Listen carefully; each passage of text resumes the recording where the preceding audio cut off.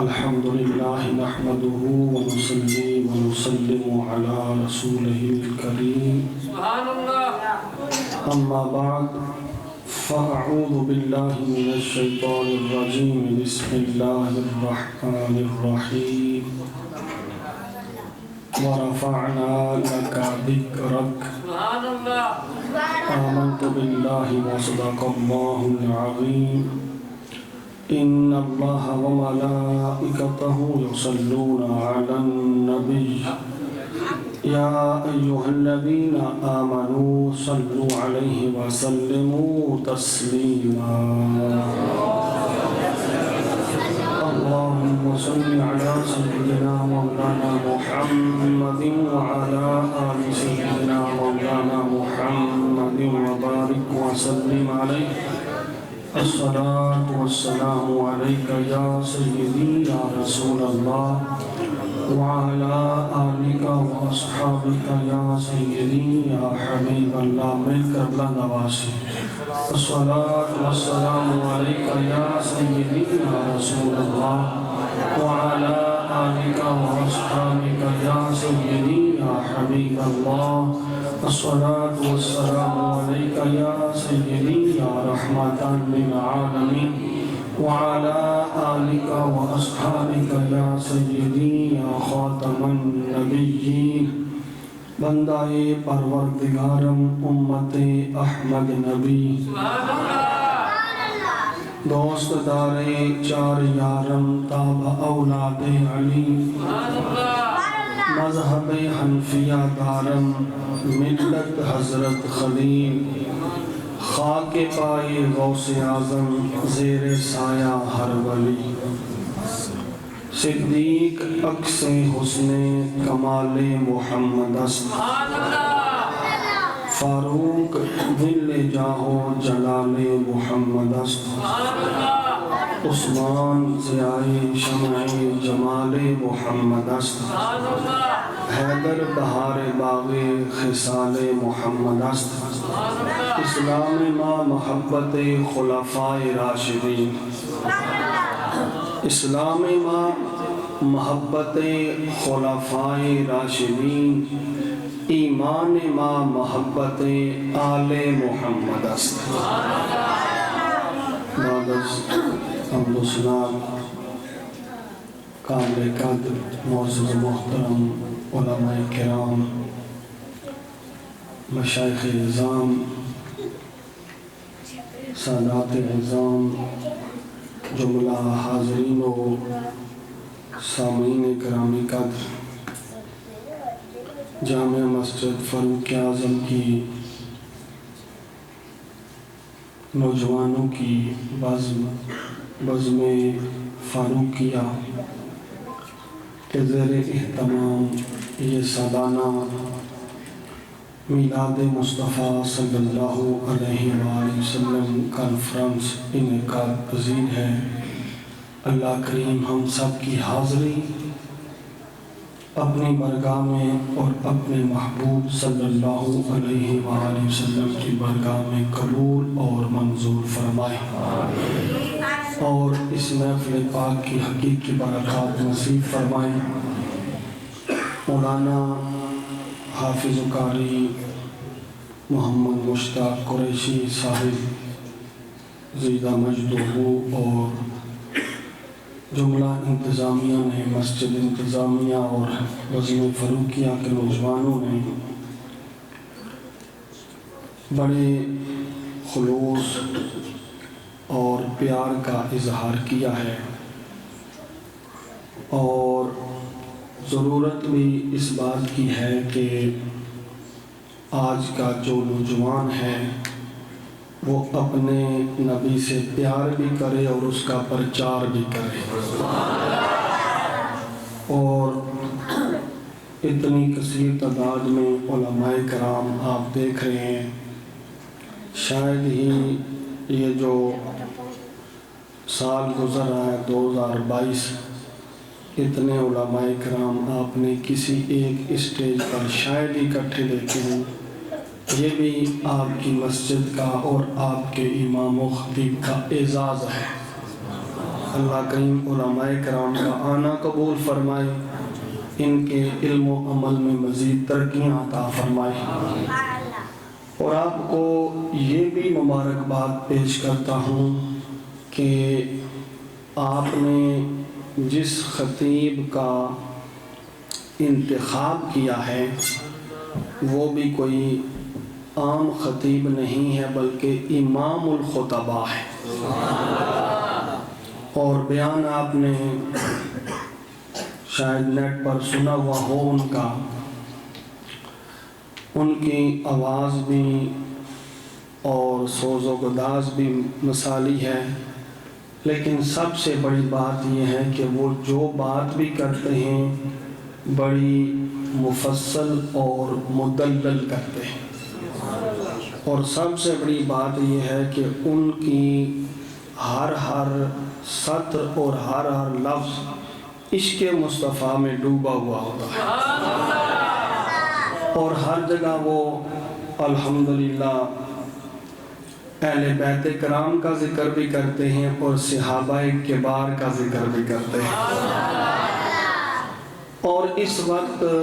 جو اہل سنت کو جس طرح کی رہنمائی کی ضرورت ہے، یہ بات یاد رکھیں، اہل سنت کو بالخصوص عوام اہل سنت کو جس طرح کی رہنمائی کی ضرورت ہے ویسے ہی رہنمائی کرنے کی کوشش بھی فرماتے ہیں، اور علماء کرام ان کو پسند بھی اس لیے کرتے ہیں کہ وہ ہمیشہ حق بات ڈٹ کر بھی کرتے ہیں اور حق بات پر پہرا بھی دیتے ہیں۔ آج ہمیں بھی ضرورت اس امر کی ہے کہ بندہ صرف زبانی نعرے نہ لگائے، زبانی جمع خرچ نہ کرے، بلکہ عملاً بھی یہ بتائے کہ ہم اپنے نبی پاک امام الانبیاء تاجدار کائنات سرکار مدینہ احمد مجتبیٰ محمد مصطفیٰ صلی اللہ تعالی علیہ وآلہ وبارک وسلم کے غلام بھی ہیں اور آپ کے امتی بھی ہیں اور آپ کے خادم بھی ہیں اور نوکر بھی ہیں۔ ہر ایک بندہ اس بات کا عہد کرے کہ ہم نے اپنے نبی کی شان کا دفاع کرنا ہے، اپنے نبی کی ختم نبوت پر پیرا دینا ہے اور ناموس رسالت پر بھی۔ علامہ اقبال نے کہا تھا کہ بجھی عشق کی آگ اندھیر ہے، مسلمان نہیں راکھ کا ڈھیر ہے۔ یہ جو مسلمان راکھ کا ڈھیر بنا ہوا ہے، اس کے دل میں جب عشق مصطفیٰ کی چنگاری پھوٹے گی اور بڑھے گی تب جا کر اسے مسلمانی کی کیفیات حاصل ہوں گی۔ تو آپ نے بڑے انہیں توجہ سے بھی سماعت کرنا ہے اور ان کو تھوڑی تھوڑی داد بھی دینا پڑتی ہے۔ آپ کو پتہ ہے کہ نہیں پتہ؟ ذرا پیار سے سبحان اللہ کہتے ہیں۔ کبھی آپ بے شک خاموشی سے بیٹھے، آپ کو تنگ نہیں کیا جائے گا، لیکن آپ نے خطیب صاحب کے ساتھ چلنا ضرور ہے تاکہ انہیں بولنے میں مزہ آئے اور آپ کو سننے میں مزہ آئے۔ تو یہ جو سالانہ محفل ہے جامع مسجد فاروق اعظم کی، یہ الحمدللہ اہل سنت و جماعت کا ایک نمائندہ اجتماع ہوتا ہے۔ یہاں سے ایک پیغام بھی جاتا ہے عوام کو کہ ہم نے کس سمت اور کس رخ پر چلنا ہے اور ہم نے کون سی لائن بھی اپنانی ہے۔ یہ بات بھی اس اسٹیج سے الحمدللہ بتائی جاتی ہے، اور ہمارے اکابر علماء کرام بھی یہی طریقہ کار اپناتے ہیں کہ جس دور میں امت کو جیسی رہنمائی کی ضرورت ہو ویسے طریقہ اپنایا جائے۔ مثال کے طور پر اس دور کے اندر آپ دیکھتے ہیں کہ صحابہ کرام رضوان اللہ تعالی علیہم اجمعین کے بارے میں لوگوں کی باتیں اور ان کے نظریات کچھ اچھے نہیں ہیں، اور خراب اور غلط ہوتے جا رہے ہیں۔ اس وقت علماء حق کو چاہیے، علماء اہل سنت کو، وہ صحابہ کرام کی شان اور عظمت کو خوب بڑھ چڑھ کر بیان کریں۔ تو ہم میں سے ہر ایک الحمدللہ اہل بیت کا بھی غلام ہے اور صحابہ کرام کا بھی، اور الحمدللہ ہمیں اس عقیدے پر ناز بھی ہے، اور آپ کو اس بات پر ناز بھی کرنا چاہیے کہ اللہ کریم نے آپ کو اپنے محبوب صلی اللہ علیہ وآلہ وسلم سے پیار کرنے والا بھی بنایا ہے، اور حضور کی ہر نسبت سے پیار کرنے والا بنایا ہے، اور یہ کسی کسی کی قسمت میں ہوتا ہے۔ اور بات آپ یہ بھی یاد رکھیں کہ بات وہی ہوتی ہے جو آمنہ کے لال صلی اللہ علیہ وآلہ وسلم کی بارگاہ سے قبولیت کی بات ہوتی ہے۔ شاعر کہتا ہے کہ میری طلب بھی انہی کے کرم کا صدقہ ہے، قدم یہ اٹھتے نہیں اٹھائے جاتے ہیں۔ آپ جو لوگ آئے بیٹھے ہیں، آپ کو اس بات پر اور اس سعادت کے حصول پر ناز ہونا چاہیے کہ ہم ایک ایسی محفل میں آئے بیٹھے ہیں جو خالصتاً اللہ اس کے رسول کی رضا کے لیے سجائی گئی ہے، اور آپ نے یہاں سے پیغام لے کر جانا ہے۔ اور یہ بات بھی یاد رکھیں کہ اس طرح کے جو لوگ ہوتے ہیں، جس طرح حضرت علامہ پیر محمد غفران محمود سیالوی صاحب زیدہ مجدہ خطیب اعظم راولپنڈی جو تشریف لا رہے ہیں،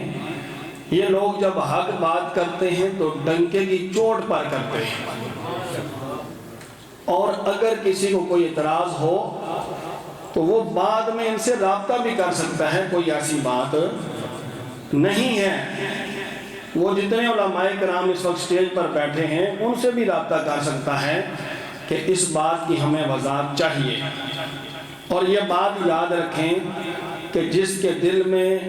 بیماری یا بے ایمانی ہوتی ہے اسے ظاہری بات ہے حق بات سے تکلیف تو ہوتی ہے۔ اللہ کریم حق بات کو سمجھنے کی توفیق عطا فرمائے، اور اللہ کریم صحیح معنوں میں ہمیں اپنے نبی پاک صلی اللہ علیہ وآلہ وسلم کی ذات والا صفات سے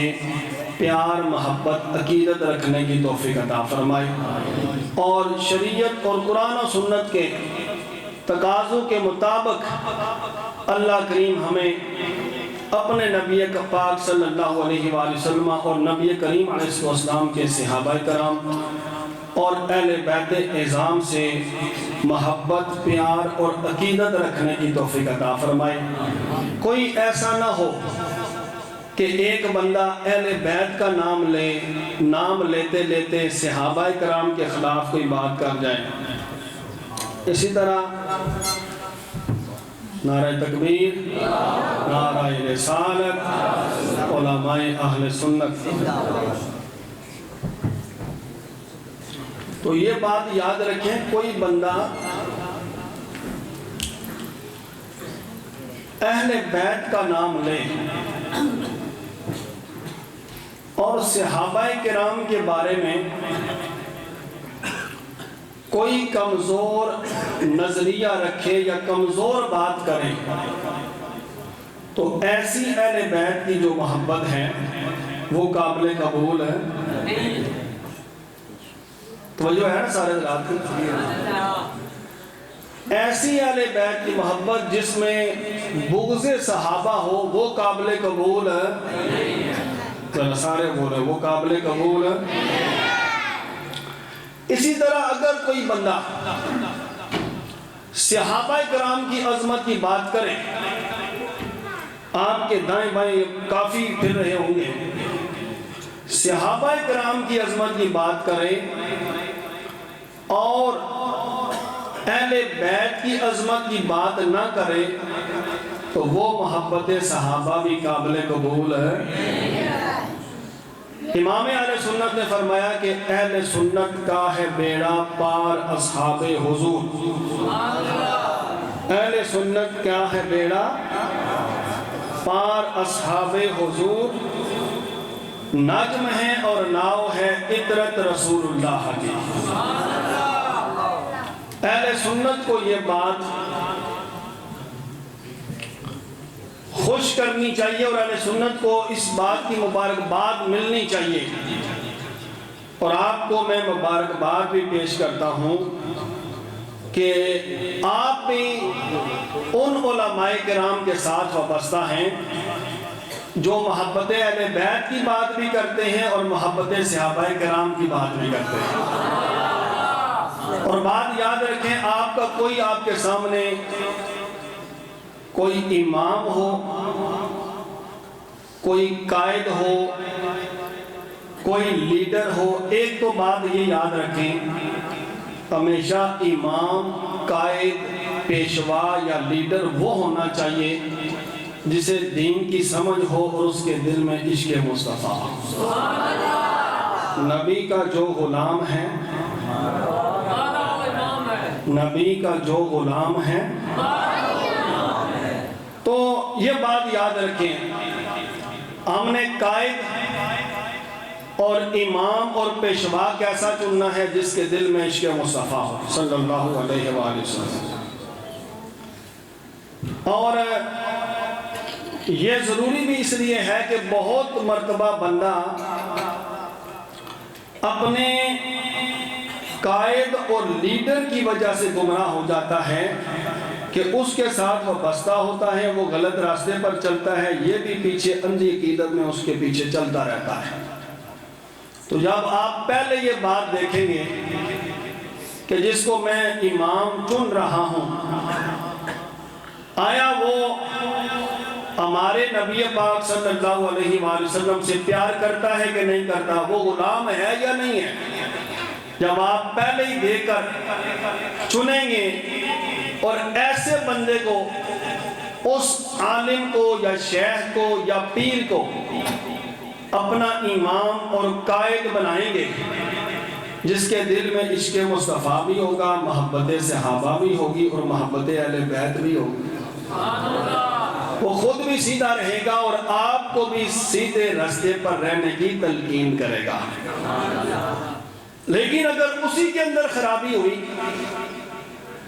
اسی کے اندر کوئی کمی بیشی ہوئی، تو آپ کو وہ کیسے سیدھا چلائے گا جو سیدھے راستے پر خود نہیں ہے؟ آپ کو یہ بات سمجھ میں آ جانی چاہیے، جو صرف اہل بیت کا نام لے، صحابہ کرام کے بارے میں غلط نظریہ رکھے یا بات کرے،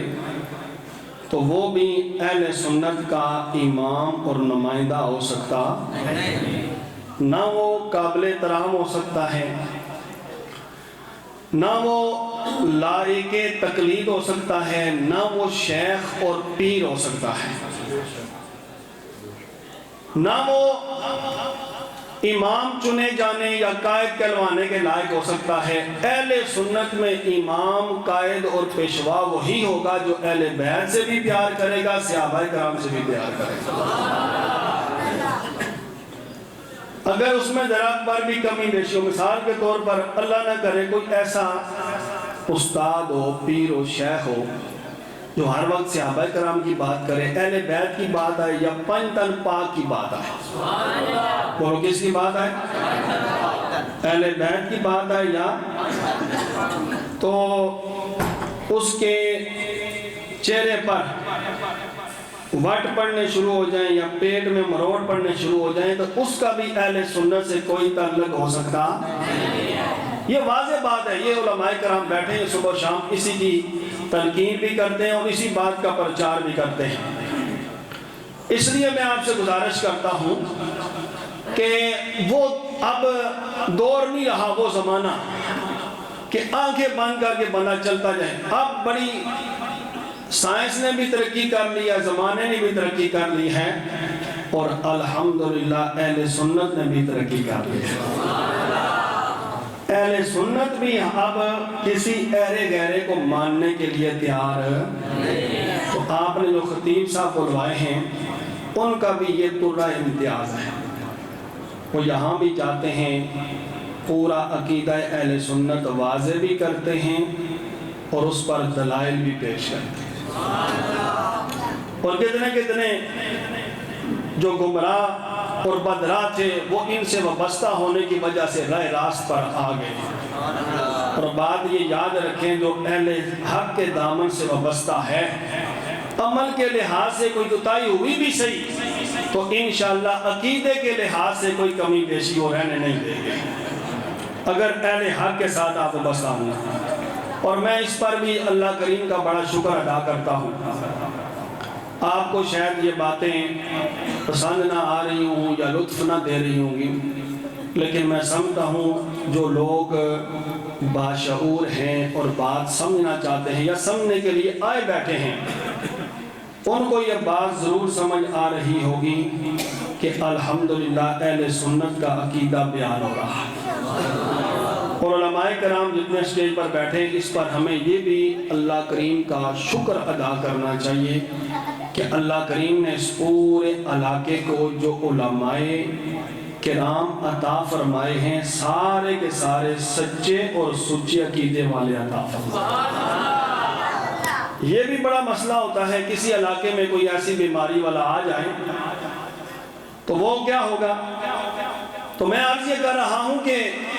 خطیب کا چناؤ بھی آئندہ ایسا ہونا چاہیے۔ کوئی کس ایریے سے کس علاقے سے آیا، کوئی کس علاقے سے، اس کے ذہن میں یہ بات ہونی چاہیے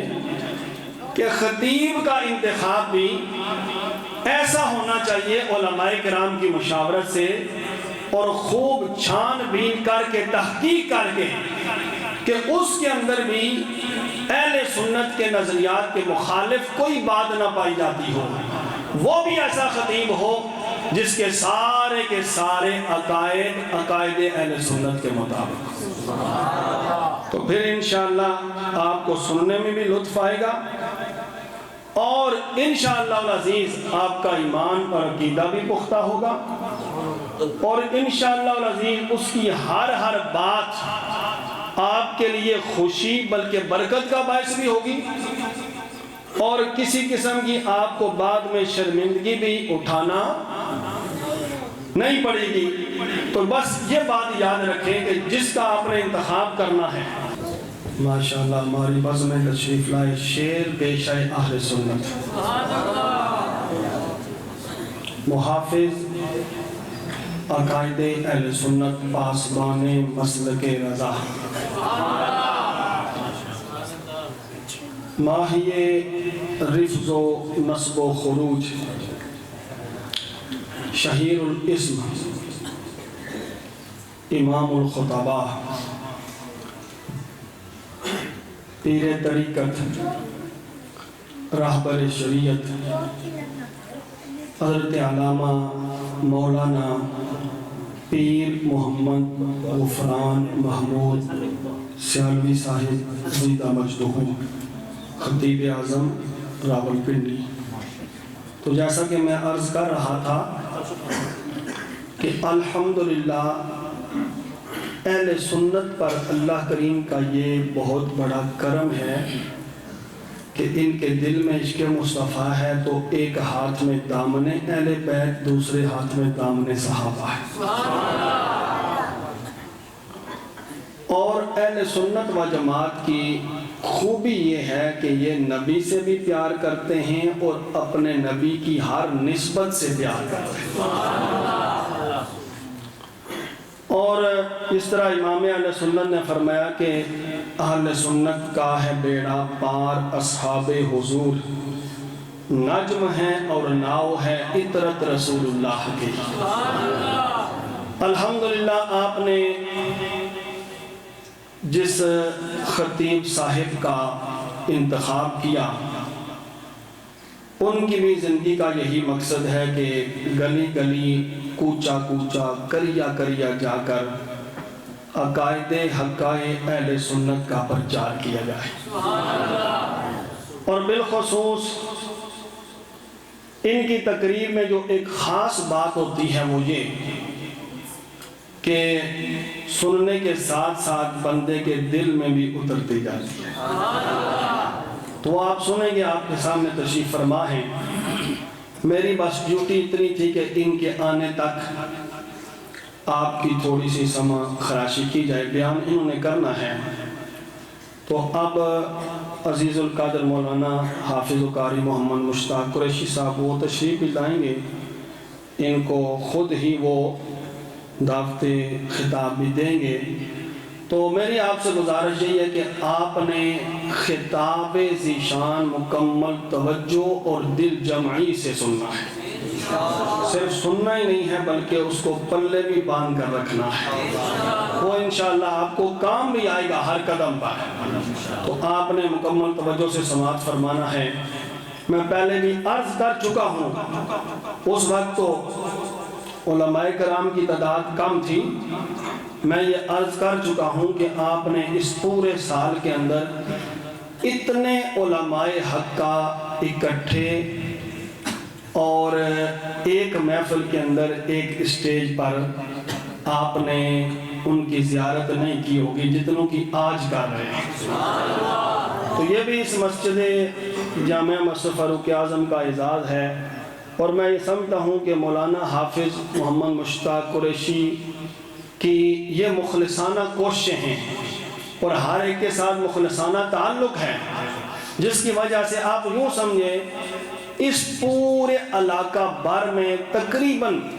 جتنے علماء اہل سنت ہیں وہ یہاں آ کر تشریف فرما ہو چکے ہیں۔ تو یہ بہت بڑے اعزاز کی بات ہے۔ تو عوام کا تو